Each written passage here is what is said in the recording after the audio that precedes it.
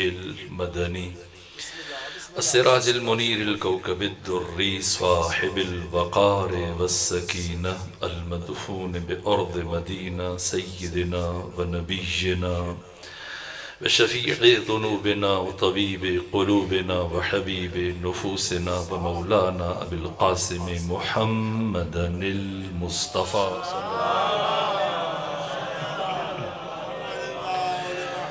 وأهل بيته الأطيبين الأطهرين الأنجبين المأسومين المظلومين ورحمة الله على أحبابهم وأصحابهم وشيرتهم ومحبيهم ومواليهم أجمعين ولعنة الله على أعدائهم ومنكري فضائلهم وغاصبي حقوقهم من جوم عداوتهم إلى الآن ومن الآن إلى قيام يوم الدين وبعد يوم الدين أما بعد فقد قال حق سبحانه وتعالى يا أحمد لولاك لما خلقت الأفلاك ولولا علي لما خلقتك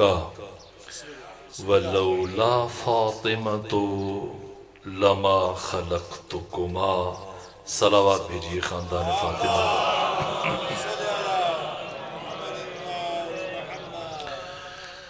میرے عزیزو، ابھی جب میں آپ کی خدمت میں حاضر ہوا تو محترم میزبان اور بانی مجلس نے یہ خواہش کی کہ آج کی یہ مجلس جناب سیدہ کی عظمت و فضیلت و شہادت کی مناسبت سے برپا کی جا رہی ہے. اسی مناسبت سے میں نے اس حدیث قدسی کی تلاوت کا شرف حاصل کیا. یہ حدیث سند کے اعتبار سے ہر طرح کے تذبذب و تشکیک اور شک و ریب سے ماورا اور بالاتر ہے. ملتان کے ایک خطیب جو جنہیں لاہور میں قتل کر دیا گیا تھا، انہوں نے یہی حدیث قدسی جب لاہور میں پڑھی تو ہائی کورٹ میں بعض مولوی صاحبان نے ان کے خلاف کیس دائر کیا کہ یہ توہین ہے ختمی مرتبت کی، کہ علی ان سے افضل ہیں اور سیدہ ان دونوں سے افضل ہیں. اس حدیث کا تو یہ مطلب ہے. لیکن پھر جب انہی کے مکتب کی کتابوں سے حوالوں کے انبار لگا دیے گئے تو کیس واپس لینے پہ مجبور ہوئے. یہ غلط فہمی کیوں ہوتی ہے کہ اس حدیث میں ختمی مرتبت کی بے ادبی کا پہلو استشمام ہوتے نہ، ہرگز ایسا نہیں. چونکہ ہمارا کلچر، ہماری ثقافت، ہمارے سوچنے کا انداز اس طرح سے کہ ہم فوراً سے تقابل شروع کر دیتے ہیں، یہ افضل ہے یہ مفضول ہے. نہ، اس حدیث قدسی میں افضلیت کو بیان نہیں کیا جا رہا. اس حدیث قدسی میں مقصدیت کو بیان کیا جا رہا ہے. یہ جو اللہ نے فرمایا کہ اے مصطفیٰ، اگر آپ کی تخلیق مقصود نہ ہوتی میں اس کائنات کو نہ بناتا. پھر فرمایا اور اے محمد مصطفیٰ، اگر علی کی تخلیق مقصود نہ ہوتی تو میں آپ کو اس دنیا میں نہ بھیجتا. اور اے محمد اور اے علی، اگر فاطمہ زہرا کی تخلیق مقصود نہ ہوتی تو میں آپ دونوں کو اس دنیا میں نہ بھیجتا.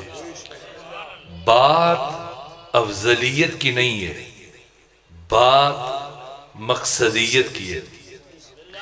اللہ کائنات کو بنائے، انسانوں کو خلق کرے، لیکن اس ہستی کو نہ بھیجے کہ جو ہستی ان انسانوں کو معرفت خدا تک لے جائے، عرفان حق تک پہنچائے اور کمال کے سفر کے نقطہ انتہا تک لے جائے، تو پھر کائنات کا بنانا اور انسانوں کی تخلیق عبث ہے، اور اللہ خالق عقل خدائے حکیم کبھی بھی عبث اور فضول کام انجام نہیں دیتا کہ کائنات کو خلق کرے، اسے کمال تک لے جانے والے کو نہ بھیجے۔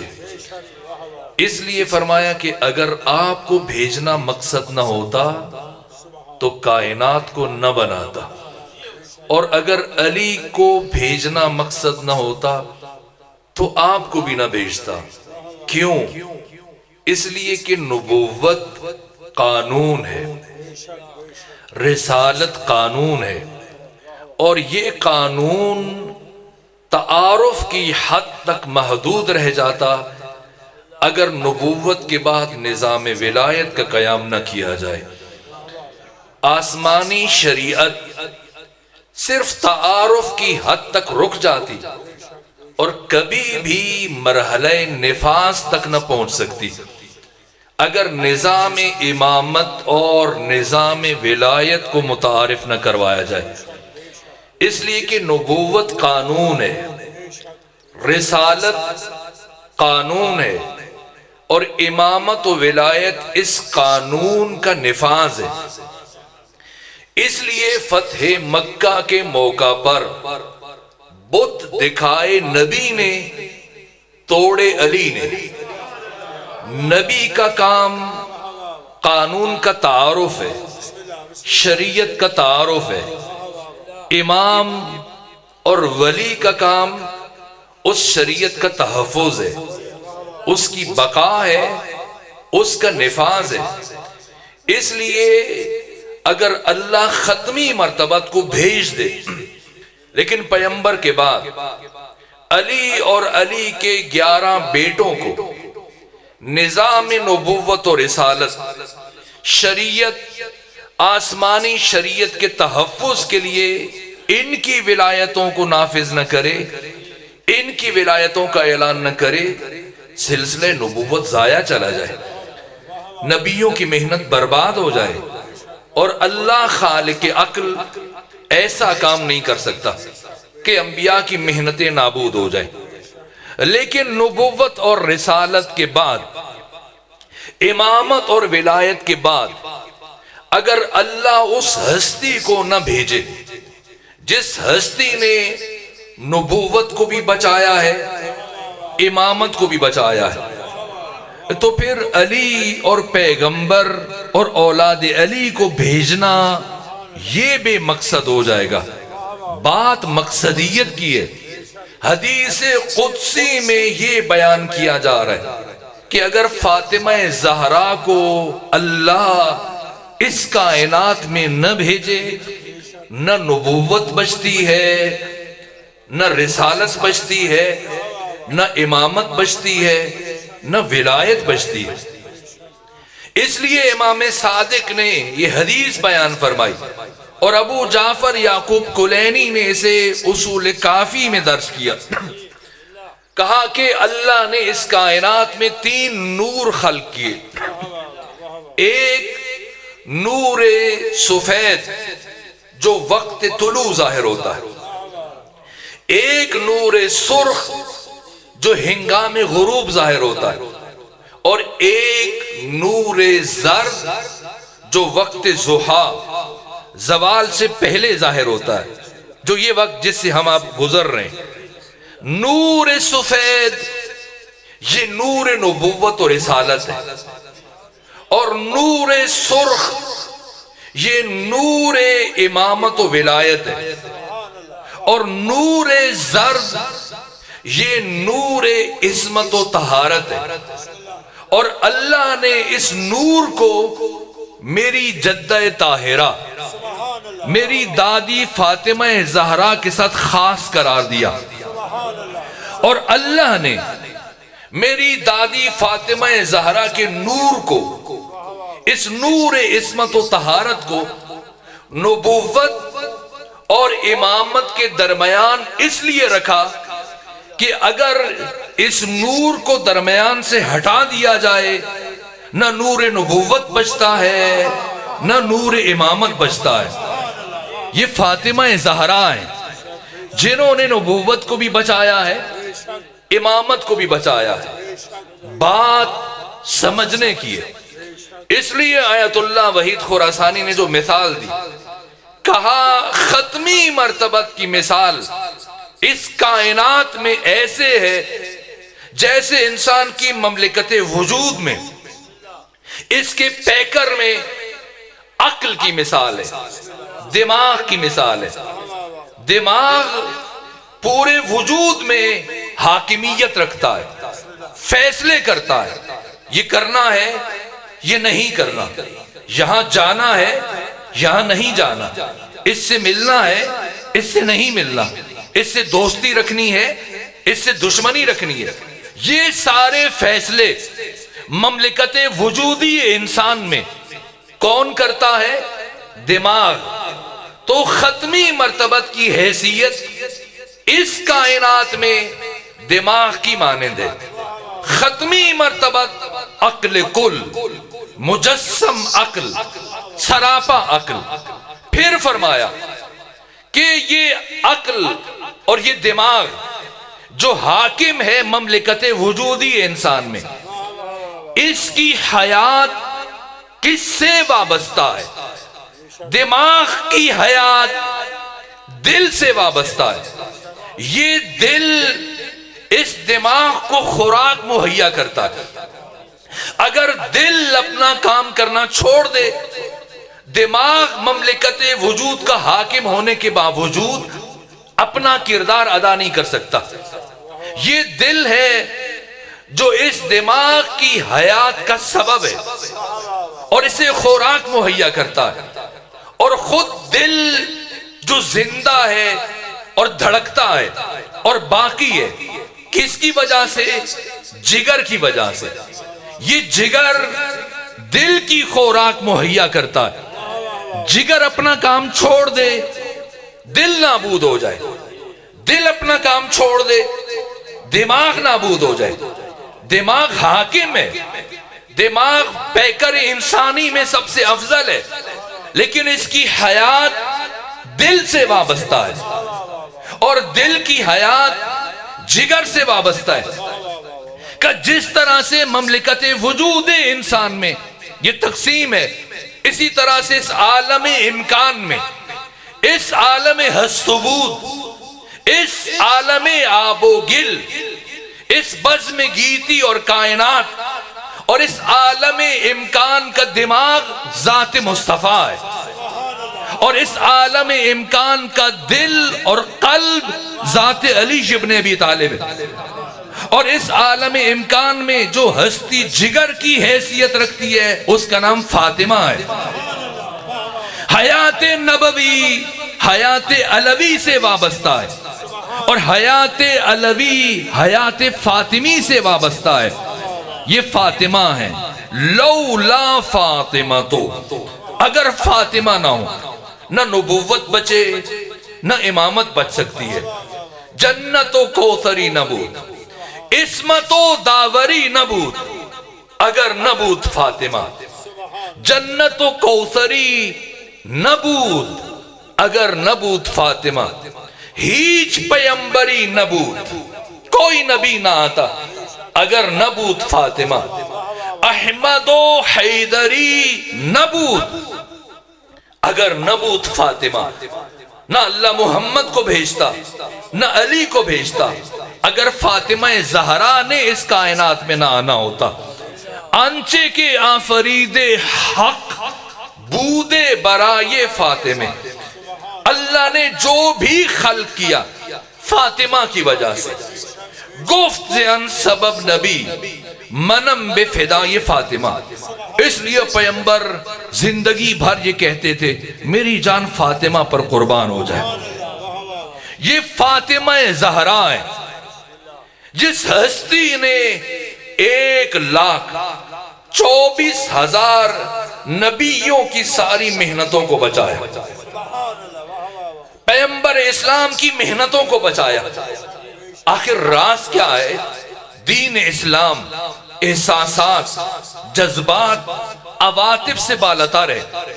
اگر یہ بات ہے اسلام دین عقل ہے، اسلام دین علم ہے، اسلام دین معرفت ہے، دین حکمت ہے، دین بصیرت ہے، احساسات سے بالاتر، تو پھر بخاری اور مسلم میں یہ کیوں لکھا گیا کہ کلما، جب بھی دخلت علیہ فاطمہ الزہرا، 18 سالوں میں جب بھی فاطمہ زہرا پیغمبر کے سامنے آتی تھی، کیا کرتے تھے؟ فقام الیہا، یہ نہیں کہ کھڑے ہو جاتے، نہ کھڑے ہو جاتے اور آگے چل کر فاطمہ زہرا کا استقبال کرتے۔ تیسرا کام، فاطمہ زہرا کا ہاتھ اپنے ہاتھ میں لیتے، پھر استشمام کرتے، سونگتے۔ ایک مرتبہ سیدہ نے پوچھا، بابا آپ ہمیشہ میرا ہاتھ کیوں استشمام کرتے ہیں؟ فرمایا فاطمہ، میں اسی سیب بہشتی کی خوشبو کو محسوس کرتا ہوں۔ پانچواں کام، فاطمہ زہرا کے ہاتھ کا بوسہ لیتے۔ چھٹا کام، فاطمہ زہرا کو اپنے ہمراہ واپس لے کے آتے، فَأَجْلَسَهَا فی مجلسِهِ، پیغمبر جس ہستی کے اٹھنے پر 1,24,000 انبیاء کھڑے ہو جائیں، تمام ملائک پر، تمام انبیاء پر، تمام رسولوں پر، حتیٰ جد رسول اللہ شیخ الانبیاء ابراہیم پر، جس مصطفیٰ کی تعظیم واجب ہے، تمام نبیوں کا معلم، تمام رسولوں کا استاد، سید الانبیاء، امام الرسل، ہر بشر پر جس ہستی کی تعظیم واجب ہے، جس سے متعلق علی یہ فرماتے ہیں کہ اگر تم نے کسی انسان کی شرافت کا امتحان لینا کہ شریف ہے یا کمینہ ہے، تو اس کے سامنے پیغمبر اسلام کا نام اپنی زبان سے ادا کرو۔ اگر یہ نام سن کر اس کا سر جھک جائے تو شریف ہے، اور اگر سر نہ جھکے تو کمینہ ہے۔ ذات ختمی مرتبت، معیار شرافت انسانی، قرآن نصاب تعظیم مصطفیٰ، یہ مصطفیٰ جس پر 1,24,000 نبیوں پر اس ہستی کی تعظیم واجب ہے، یہ مصطفیٰ فاطمہ زہرا کی تعظیم کس طرح سے کرتے ہیں؟ چھٹا کام، سیدہ کو ہمراہ لاتے ہیں اور اپنی مسند پر بٹھاتے ہیں، اپنی مسند پر فاطمہ کو بٹھاتے ہیں، خود کھڑے ہو جاتے ہیں۔ یہ ادب فاطمہ ہے۔ الفاطمہ ومل فاطمہ وما ادراک مل فاطمہ، فاطمہ کیا ہے اور کون جانے کہ فاطمہ کیا ہے، اور بشر قیامت تک ادراک نہیں کر سکتا کہ فاطمہ زہرا کا مقام کیا ہے۔ فاطمہ زہرا سر عظمی پروردگار، فاطمہ زہرا اس کائنات میں اللہ کا سب سے بڑا راز، حجاب خدا، حجاب التوحید، اللہ اپنے اس راز کو کبھی عیاں نہ فرماتا۔ اگر 1,24,000 نبیوں کی محنت کی بقا فاطمہ زہرا کی جہاد میں منحصر نہ ہوتی، اگر فاطمہ زہرا کے علاوہ کوئی اور نبیوں کی محنت بچا سکتا، ان 14 کی ولایت کو بچا سکتا، تو اللہ کبھی اپنے سب سے بڑے راز کو عیاں نہ فرماتا، اپنے سب سے بڑے سر کو آشکار نہ کرتا۔ کیوں بھیجا؟ اس لیے کہ اللہ کے مقصد کی بقا منحصر تھی ذات فاطمہ، منحصر تھی۔ جب انصار خاموش ہیں، جب مہاجرین خاموش ہیں، جب بنو امیہ کے ضمیر کو بیت المال سے خرید لیا گیا، جب اصحاب علی مجبور ہیں تعداد میں بھی کم، اور حکمت کا تقاضا ہے کہ تلوار نہ اٹھائیں، پورے مدینے میں سناٹا ہے، سکوت ہے، اور 1,24,000 نبیوں کی ساری محنتوں کا نچوڑ جو پیغمبر نے 23 سالہ عہد رسالت کے اختتام پر میدان خم غدیر میں نظام ولایت کا تعارف کروایا، یہ نظام تعارف کی حد تک محدود رہ جاتا اور دنیا علی اور علی کے بیٹوں کو ہمیشہ کے لیے بھول جاتی، نبی کی شریعت کل عدم ہو جاتی، اور کیا کیا ہوتا؟ واحد ہستی، جس ہستی نے یہ سب کیا وہ فاطمہ زہرا ہے۔ اس سارے سکوت میں، اس سارے سناٹے میں اگر اس خاموشی میں کوئی آواز نہ اٹھتی تو پیغام غدیر ہمیشہ کے لیے گم ہو جاتا، نبیوں کی محنت ہمیشہ کے لیے نابود ہو جاتی۔ صرف ایک آواز تھی، فاطمہ زہرا کے علاوہ جو بھی آواز اٹھی اسے دبا دیا گیا، اور کوئی بھی آواز اٹھتی اسے دبا دیا جاتا۔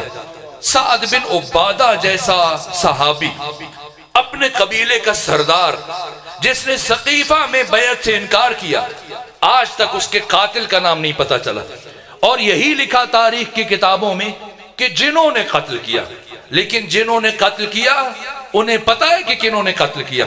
جو بھی آواز اٹھ سکتی تھی اس آواز کو حلقوم میں دبا دیا گیا۔ حزب حاکم مطمئن ہے کہ ہم نے حکومت لے لی، اب کوئی پریشانی نہیں، سب کو خاموش کر دیا، انصار کو سقیفہ میں لاجواب کر دیا، بنو امیہ کے ضمیر کو خرید لیا، مہاجرین کو ان کا ریپریزنٹیٹو اور نمائندہ ظاہر کر کے خود کو خاموش کر کے ساتھ ملا لیا۔ اصحاب علی محدود ہیں اور مصلحتاً خاموش ہیں، کون اٹھے حق کی آواز پہنچائے، انبیاء کی محنت کو بچائے، پیغام ولایت کو فرد فرد بشر تک پہنچائے، قیامت تک آنے والے باشعور اور باضمیر انسانوں تک اس اعلان کو پہنچائے؟ کوئی نہیں تھا سوائے فاطمہ زہرا کے۔ اور جیسے ہی یہ آواز اٹھی حزب حاکم چکرا گیا، اس لیے کہ حزب حاکم نے ہر خطرے سے نمٹنے کے لیے انتظام کر رکھا تھا، لیکن اس کے وہم و گمان میں بھی نہیں تھا کہ فاطمہ زہرا نظام ولایت کے دفاع کے لیے گھر سے باہر آ سکتی ہے۔ فاطمہ زہرا معلمہ سیاست دینی ہے، وہ کام کیا کہ حزب حاکم کے پاس فرار کا کوئی راستہ نہ چھوڑا۔ کیا کیا؟ اگر فدق کا مسئلہ ہوتا، اگر میراث کا مسئلہ ہوتا تو حزب حاکم کے گھر چلی جاتی، خلیفہ کے گھر چلی جاتی، یا خلیفہ کو اپنے گھر بلا لیتی، جیسا بعد میں سیدہ کی شہادت کے بعد خود امیر المومن علی نے حزب حاکم کو پیغام بھیجا کہ آؤ آ کے مجھ سے ملو کہ ہم مصالحت کر لیں تاکہ امت کو نقصان نہ ہو۔ تو سیدہ بھی بلا سکتی ہیں یا خود چلی جائیں، حزب حاکم کے گھر چلی جائیں۔ کیوں دربار کا انتخاب کیا؟ کیوں مسجد گئی؟ اور ایسے وقت بھی مسجد جا سکتی تھی جب چند افراد بیٹھے ہوں؟ نہ، کون سا وقت منتخب کیا؟ طیب الحسن، جب مسجد نبوی کھچا کھچ لوگوں سے بھری ہوئی، لبریز ہے، دل دھرنے کی جگہ نہیں، ایک ایسے وقت کا انتخاب کیا۔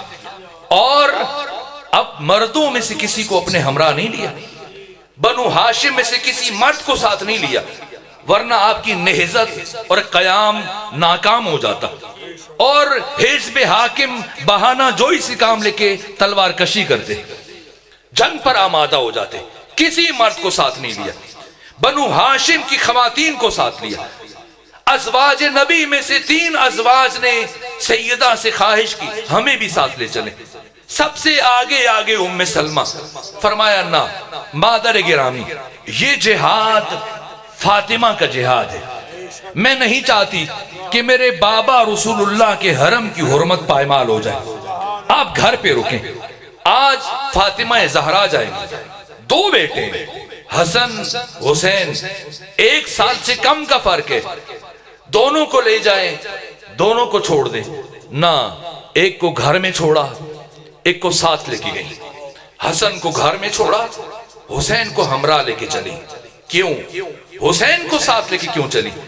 اس لیے کہ جس حسین کے آنے پر پیغمبر اپنی حدیث کا بیان چھوڑ کر منبر سے نیچے آ جاتے تھے اور حسین کو اٹھا لیتے تھے، اب اس حسین کی موجودگی میں حزب حاکم کسی جھوٹی حدیث کا سہارا لینے کی کوشش نہ کرے.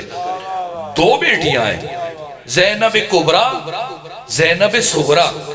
دونوں کو ساتھ لے جائیں یا دونوں کو چھوڑ جائیں؟ نہ، زینب صغریٰ کو جن کا لقب ام کلثوم ہے انہیں گھر میں چھوڑا. زینب کبریٰ کو، بڑی بیٹی کو ساتھ لے کے گئیں. کیوں؟ جس بیٹی نے 61 ہجری کی کربلا میں خاموش رہنا تھا اسے گھر میں چھوڑا، اور جس بی بی نے 61 ہجری کی کربلا میں اسی خطبے اور جہاد کو آگے بڑھانا تھا اسے ساتھ لے کے گئیں تاکہ زینب سیکھ لیں کہ باطل اور طاغوت کو کیسے للکارا جاتا ہے. پھر بنو ہاشم کی خواتین کے جھرمٹ میں رسول اسلام کا عصا اٹھایا، رسول اسلام کا امامہ سر پہ رکھا، رسول اسلام کی ردا کو کندھوں پہ رکھا، اور اس عالم میں چلی کہ ابن خلدون جیسے متعصب مورخ نے لکھا کہ فاطمہ زہرا کے چلنے کا انداز ہو بہو رسالت مآب کے جیسے تھا. اب یا تو فاطمہ چلتی ایسے تھی یا یہ انداز خود اختیار کیا تاکہ ضمیر بشر پر دستک دے سکیں، اور ایسے پہنچی کہ آپ کی ردا زمین پر خط کھینچ رہی تھی. اور جب پہنچی آگے حجاب حائل کیا.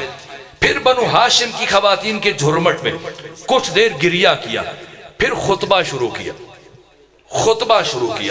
چونکہ وقت ختم ہے اس لیے میں یہیں پر رک رہا ہوں. ایسا خطبہ کہ جب بی بی پہنچی تو منظر اور تھا، لیکن جب خطبہ شروع کیا تو کیفیتیں بدلنا شروع ہوئی. بی بی اس دروازے سے مسجد میں داخل ہو سکتی تھی جو مسجد میں کھلتا تھا، اب تک کسی نے بند نہ کیا، لیکن اسے چھوڑ کر گلیوں سے گزر کر مرکزی دروازے سے مسجد تک آئیں. کیوں؟ چاہتی تھی کہ آج سب کو پتا چل جائے کہ نبی زادی زندگی میں پہلی مرتبہ اس حال میں مردوں کے درمیان آ رہی ہیں. اور جب کھڑی ہوئی کیا فرمایا؟ مجھے جو جانتا ہے سو جانتا ہے، جو نہیں جانتا اعلموا انی فاطمہ تو بنت نبیکم، پہچان لو میں تمہارے نبی کی بیٹی فاطمہ زہرا ہوں. 2.5 گھنٹے حزب حاکم کے دربار میں کھڑے ہو کے خطبہ دیا. ایک خاتون کا ان محرموں کے درمیان اتنی دیر کھڑے ہونا مشکل مرحلہ تھا. سیدہ جانتی تھی آج جو مسلمانوں کا مزاج ہے، امت جس سطح پہ پہنچ چکی ہے، مجھے بیٹھنے کے لیے مسند نہیں دی جائے گی، اس لیے اپنے گھر سے مسند کا انتظام کر لیتی، لیکن کھڑے ہو کے خطبہ دیا تاکہ ضمیر انسانی پر دستک دے سکے کہ جس فاطمہ کے آنے پر پیغمبر اس طرح سے استقبال کرتے تھے کیا ہوا. وہ فاطمہ کھڑی ہیں، باقی سب بیٹھے ہیں تاکہ ضمیر انسانی پر دستک دے سکیں. خطبہ دیا، لیکن جب خطبہ شروع ہوا لوگ چمے گویاں کر رہے تھے، ہنس رہے تھے، مسکرا رہے تھے. لیکن جب خطبہ دیا فصاحت و بلاغت کی دنیا میں آیت اللہ وحید خراسانی کہتے ہیں شق القمر کیا. یہ اعجاز، ایسا خطبہ کہ معارف کی دریا جاری کیے. اور جیسی خطبہ مکمل ہوا وہ کہے سسکیوں میں بدل گئے، مسلمان رو رہے تھے۔ اس عالم میں دربار کو چھوڑا اور اب گھر نہیں آئی، تھکی ہوئی فاطمہ 2.5 گھنٹے۔ سمجھیں گے دربار میں کھڑے ہونا کتنا مشکل تھا فاطمہ زہرا کے لیے، کتنا مشکل تھا۔ 18 سال سے نے جب گھر سے چلی تھی تو سر کے سارے بال سیاہ تھے، جب فاطمہ پلٹ کر آئیں تو سارے بال سفید ہو چکے تھے۔ کیا ہوا؟ دربار کے لمحے فاطمہ زہرا کے لیے سال بن گئے۔ اتنا درد اور تکلیف برداشت کی ان چند لمحات میں سیدہ نے۔ مصیبت کا تعلق احساس سے، جس کا جتنا احساس بلند ہوتا ہے اس کی مصیبت کا درجہ اتنا بلند ہوتا ہے۔ وہ فاطمہ جس کا 18 سالوں میں ایک مرتبہ بھی پیغمبر نے ایسے نہیں ہوا کہ فاطمہ آئیں پیغمبر بیٹھے رہیں، آج فاطمہ کے لیے بہت سخت تھا۔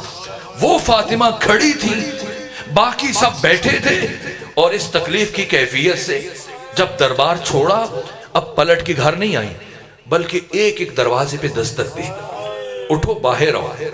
کچھ دن پہلے غدیر میں جو اعلان سنا، آ کے گواہی دو، حق پامال ہو رہا ہے۔ کوئی دروازہ نہیں کھلا سوائے سعد بن معاذ کے۔ اس کا دروازہ کھلا کہ نبی زادی بتائیں کیوں زحمت کی؟ کہا سعد ابن معاذ بتاؤ، معاذ بن جبل جو اعلان کچھ دن پہلے سنا، گواہی دو۔ کہ مجھ اکیلے کی گواہی آپ کے کس کام آئے گی جبکہ سارا مدینہ خاموش ہے؟ فرمایا تم باقیوں کی فکر نہ کرو، جب تم تک یہ بات پہنچی ہے تم گواہی دے دو، اتنا کافی ہے۔ کہا مجھے معاف رکھیں، میں یہ کام نہیں کر سکتا۔ کہا اے معاذ جب تک زندہ رہوں گی کبھی تم سے گفتگو نہیں کروں گی اور تم سے ناراض ہو کے جا رہی ہوں۔ ایک دروازہ کھولا لیکن معاذ بن جبل نے کیا جواب دیا؟ فاطمہ چلی اور جب بی بی رخصت ہو رہی تھی تو معاذ کا بیٹا گھر میں داخل ہو رہا تھا۔ اس نے بی بی کو جاتے ہوئے دیکھا تو اپنے باپ سے پوچھا، کہا نبی زادی کیوں آئی تھی؟ کس مقصد کے لیے؟ کہا کہ مدد طلب کی۔ کہا گواہی دو۔ کہا آپ نے کیا جواب دیا؟ کہا میں نے معذرت کر لی۔ کہا فاطمہ زہرا نے کیا جواب دیا؟ کہا انہوں نے فرمایا اب زندگی بھر جتنے دن زندہ ہوں تجھ سے ناراض رہوں گی اور تجھ سے کلام نہیں کروں گی۔ یہ سنا معاذ کا بیٹا گھر سے چل پڑا۔ باپ نے پوچھا کہاں جا رہے ہو؟ کہ جس سے نبی زادی ناراض ہے اس سے میں بھی ناراض ہوں، چونکہ میں نے پیغمبر سے سنا ہے اللہ کی رضا فاطمہ کی رضا میں، اللہ کا غضب فاطمہ کے غضب میں۔ جس سے فاطمہ ناراض ہے اس سے خدا ناراض ہے، چاہے وہ میرا باپ کیوں نہ ہو۔ اس لیے میں اس گھر میں دوبارہ قدم نہیں رکھوں گا۔ یہاں سے نبی زادی پھر حمزہ کی قبر تک پہنچی، میں سارے مراحل چھوڑ رہا ہوں، اور وہاں سے پھر گھر آئیں۔ لیکن جب سیدہ گھر پہنچی صرف ایک رات گزری، لیکن حزب حاکم نے یہ سمجھ لیا کہ اگر یہ بی بی زندہ رہ گئی اور اس طرح سے ایک ایک دروازے پر دستک دے کر لوگوں کے ضمیروں کو جھنجھوڑتی رہیں، لوگوں کو باشعور بناتی رہیں، تو ہمیں کوئی اس مسند پر نہیں بیٹھنے دے گا۔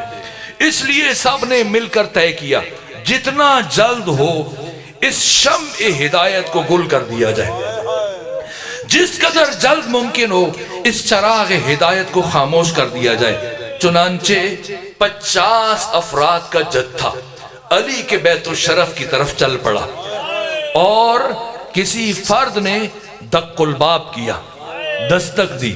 جب دستک دی تو خود حملہ آور جس سرپرستی کرنے والے فرد نے اپنے خط میں یہ جملہ لکھا جو خط امیر شام کو لکھا تھا۔ کہا کہ میں نے محسوس کیا کہ دروازے پر دستک کے بعد علی دروازے کی طرف بڑھ رہے ہیں دروازہ کھولنے کے لیے، لیکن اس سے پہلے کہ علی دروازہ کھولتے میں نے آواز سنی، نبی زادی فاطمہ زہرا آ کر علی کے سامنے رکی، دست ادب جوڑ دیے۔ کہا اے علی، جب تک میرے بابا محمد مصطفیٰ زندہ رہے کبھی انہوں نے اپنے حق میں تلوار نہیں اٹھائی، ہمیشہ آپ نے ان کا دفاع کیا، کیونکہ اس وقت روئے زمین پر حجت خدا میرے بابا تھے اور اب روئے زمین پر حجت خدا آپ ہیں، اس لیے آپ خود اپنے حق میں تلوار نہیں اٹھائیں گے، آج نبی زادی آپ کا دفاع کرے گی۔ کہا جیسے نبی زادی مناسب سمجھتی ہے، کہا اب علی کے بجائے فاطمہ زہرا دروازے کے پیچھے آ گئے اور مجھ سے کہا فلاں کیا چاہتے ہو؟ جب حکومت ہم اہل بیت سے چھین لیے تو پھر کیا چاہتے ہو؟ کس مقصد کے لیے؟ کہ علی کو باہر بھیجیں۔ کہ میری زندگی میں علی باہر نہیں آئیں گے۔ کہا علی کو باہر بھیجیں ورنہ ہم اس دروازے کو آگ لگا دیں۔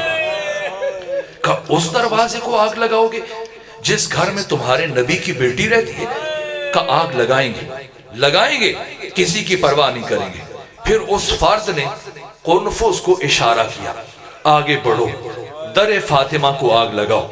آگ لگی، دروازہ جلنے لگا، لیکن یہ شخص غصے میں اتنا بپرا ہوا تھا کہ اس نے دروازہ جلنے کا انتظار نہیں کیا۔ کیا کیا؟ جلتے ہوئے دروازے کو ٹھوکریں مارنا شروع کی اور تھوڑی دیر کے بعد یہ دروازہ گرا۔ اے دندی اور گرد و نواح کے غیور مومنین، دلوں پر ہاتھ رکھ کے مجھے بتاؤ، کیا وہ دروازہ زمین پر گرا؟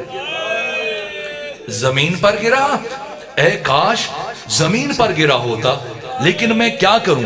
امام زمانہ فرماتے ہیں میں اس لمحے کو کبھی نہیں بھلا سکتا جب میری دادی فاطمہ زہرا جلتے ہوئے دروازے اور دیوار کے درمیان تھی اور اس دروازے کی کیلیں میری دادی فاطمہ زہرا کے بازو میں پیوست ہو گئی۔ بس آخری جملہ عرض کروں، دروازہ گرا، سیدہ کی آواز بلند ہوئی، فضہ میری طرف بڑھو، میری پسلیاں ٹوٹ چکی ہیں، میرا محسن شہید ہو چکا ہے۔ یہاں تک کہ دروازہ گرنے کے بعد 50 میں سے 11 افراد علی کے بیت الشرف میں داخل ہوئے اس دروازے کو رونتے ہوئے، اور ان میں سب سے پہلے آگے وہ فرد آگے بڑھ کر علی کے گلوئے اطہر میں رسی ڈالی تاکہ علی کو گھر سے دربار لے کے جائے۔ لیکن نہیں معلوم اس دوران میں فاطمہ زہرا کس طرح سے اٹھی دروازے کے نیچے سے اور اٹھ کر آگے بڑھی اور آگے بڑھ کر علی اور اس شخص کے درمیان حائل ہو گئی کہ اے فلاں کبھی میری زندگی میں تو علی تک نہیں پہنچ پائے گا۔